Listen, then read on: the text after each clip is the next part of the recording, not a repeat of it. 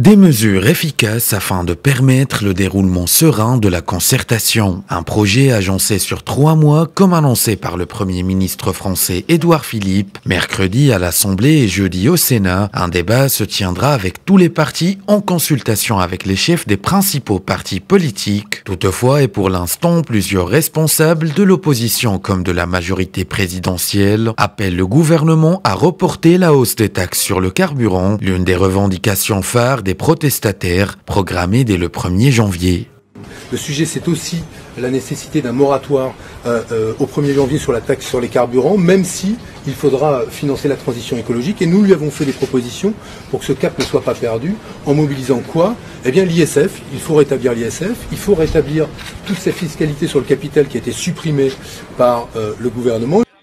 Depuis son retour du G20 en Argentine dimanche, le président français n'a pas pris la parole publiquement, envoyant son Premier ministre en première ligne pour tenter de dénouer la plus grave crise depuis son élection en mai 2017. Parmi les mesures qui pourraient être prises pour tenter d'apaiser les protestataires, une baisse des impôts. Il faut accélérer la baisse des impôts, mais pour cela il faut accélérer la baisse de la dépense publique, a déclaré lundi le ministre français de l'économie Bruno Le Maire.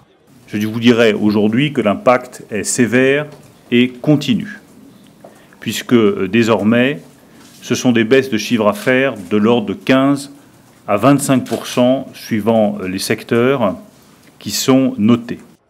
Après avoir tardé à prendre la mesure de la colère populaire, l'exécutif a toutes les difficultés à ouvrir le dialogue avec ce mouvement atypique, né des réseaux sociaux sans leader ni structure. Rien qu'à Paris, la facture des dégâts du week-end dernier a été estimée par la maire Anne Hidalgo à entre 3 et 4 millions d'euros pour les seuls mobiliers urbains. Le bilan humain de ces 2 semaines s'est quant à lui alourdi à 4 morts. À l'heure actuelle, au moins 73 suspects sur 378 interpellés étaient poursuivis lundi devant le tribunal correctionnel de Paris en vue de leur procès.